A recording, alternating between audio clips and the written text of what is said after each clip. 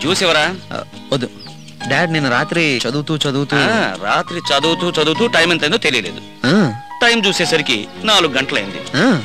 ఇంకేం పడుకుంటానులే అని చెప్పి జాగింగ్ కెళ్ళి జిమ్ కెళ్ళి డైరెక్ట్ గా ఇలా వస్తున్నా. రైట్? Exactly dad. మీకు ఇవన్నీ ఎలా తెలుసు? ప్రీతం, నీ స్టడీస్ గురించి, నీ హెల్త్ గురించి నేను ఎంత కేర్ తీసుకుంటానో నీకు తెలీదా బాబు? దేవుడా, అందరికీ ఇలాంటి డాడీ ఉంటే బాగుంటుంది.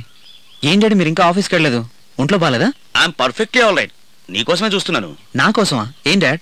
నీతో ముఖ్యమైన విషయం కన్ఫర్మ్ చేసుకోవాలి, అందుకే ఫోన్ చేశాను. ఓ, అది జిమ్ లో ఉన్నాను, ఫోన్ లిఫ్ట్ చేయలేకపోయాను. I'm very sorry dad.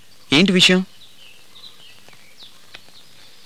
Pritam, నువ్వు పెళ్ళి ఎప్పుడు చేసుకుంటావు? మీరేం డాడ్ సడన్ గా నా పెళ్లి గురించి అడుగుతున్నారు? నేనేం సడన్ గా అడగట్లేదు బాబు. నాకు తెలియకుండా నువ్వు ఎక్కడ పెళ్లి చేసుకుంటావోనని చిన్న అనుమానం. డాడ్, అలా జరుగుతుందా? మీకు చెప్పకుండా నేను పెళ్లి చేసుకుంటానా?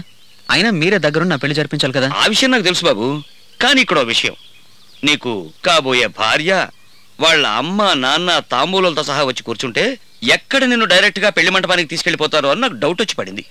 అందుకే ఎక్కడ ఎప్పుడు అనే చెప్పావంటే నేనే డైరెక్ట్ గా అక్కడికి వచ్చి ఆశీర్వదిస్తాను. ఆ హక్కు కూడా లేదా నీ డాడీగా నాకు? నా మీద ఇంత డౌట్ పడుతున్నారు, న్యాయమా డాడ్?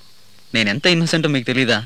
లోపలికి వెళ్ళి చూస్తే తెలుస్తుంది బాబు నువ్వు ఎంత ఇన్నోసెంట్ అనేది. Go go go. God, what a sun.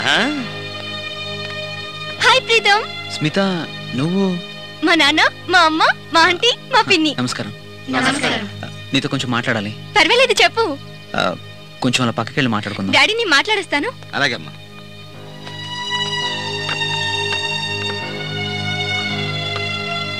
నా ప్రేమను నువ్వు నిజంగా ఇష్టపడుతున్నావా ప్రీతం? నువ్వేమన్నావు స్మిత? నాకు ఒక్క ముక్క కూడా అర్థం కావట్లేదు. హలో, ఒక్కొక్కరికి ఒక్కో రకమైన అదృష్టం ఉంటుంది. నాకు రాత్రిపూటే సరిగా కలలు రావట్లేదు. నీ అదృష్టం చూడు, పట్టపగలే కలలు కనేస్తున్నావు. ఇది కల కాదు ప్రీతం, నిజం. నువ్వు మన ప్రేమ గురించి మీ నాన్నగారికి చెప్పలేదని నాకు అర్థమైంది. అయితే నేను ఈ విషయం మా అమ్మ నాన్నలకి చెప్పేశాను. మీ నాన్నగారి పేరు చెప్పిన వెంటనే ఒప్పేసుకున్నారు తెలుసా? అవునా? యాక్చువల్లీ నాకు లవ్ అంటే ఏంటో, దాని ఫీలింగ్స్ ఎలా ఉంటాయో కూడా తెలీదు. ఇప్పుడు నీ వల్లే కొంచెం కొంచెం అర్థం అవుతుంది. నువ్వు అందరిలాంటి వాడివి కాదని నాకు తెలుసు ప్రీతం. నేనంటే నీకు అంత ఇష్టమా? నా ప్రాణం ఇమ్మన్నా ఇస్తాను. ఏ క్షణంలోనూ నన్ను విడిచి వెళ్ళవు కదా. నీకు ఈ డౌట్ ఎందుకు వచ్చింది ప్రీతం? ఇలా అడుగుతున్నావంటే నీకు నా మీద నమ్మకం లేదా? ఇప్పుడు నమ్మకం కలిగింది. ఇంతకాలం ఎవరికి చెప్పను ఒక నిజం నీకు చెప్పబోతున్నాను. అది ఎవరికి చెప్పనని ప్రామిస్ చేస్తావా? అవన్నీ తర్వాత, ముందు విషయం చెప్పు. అది కా స్మిత, అందరూ అనుకుంటున్నట్టు నేను గౌతమ్ ప్రసాద్ గారి అబ్బాయిని కాను. ఏమంటున్నావు ప్రీతం? నేను చెప్పేది పూర్తిగా విను. పెళ్ళి 5-6 సంవత్సరాలైనా మా మామ డాడ్కి అంటే గౌతమ్ ప్రసాద్ గారికి పిల్లలు పుట్టలేదు. ఎవరైనా పిల్లల్ని దత్తత తీసుకుంటే బాగుంటుందని అనాథాశ్రమం నుంచి నన్ను తీసుకొచ్చి చాలా ప్రేమగా పెంచుకున్నారు.